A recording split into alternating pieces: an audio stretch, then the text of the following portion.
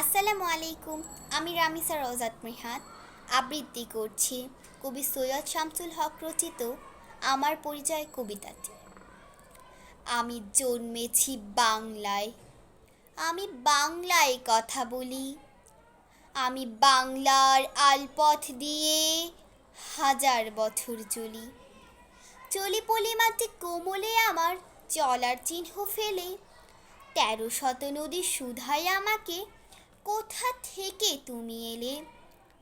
আমি তো এসেছি চর্যাপদের অক্ষরগুলো থেকে।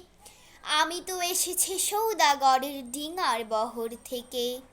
আমি তো এসেছি কৈবর্তের বিদ্রোহী গ্রাম থেকে। আমি তো এসেছি পালচুক নামে চিত্রকলার থেকে। এসেছি বাঙালি পাহাড়পুরের বৌদ্ধ বিহার থেকে। এসেছি বাঙালি জোর বাংলার মন্দির বেদি থেকে। এসেছি বাঙালি বরেন্দ্রভূমি সোনা মসজিদ থেকে।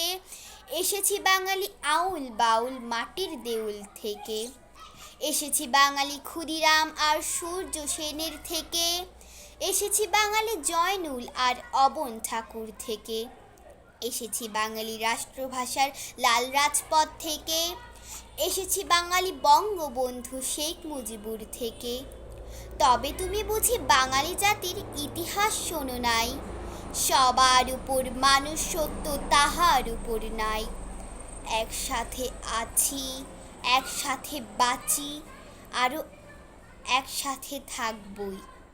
সব বিভেদের রেখা মুছে দিয়ে সাম্যর ছবি আঁকবই। পরিচয়, আমি বাঙালি, আমার আছে ইতিহাস গর্বের। কখনোই ভয় করি না কো আমি উদ্যত কোনো খড়কে। ধন্যবাদ।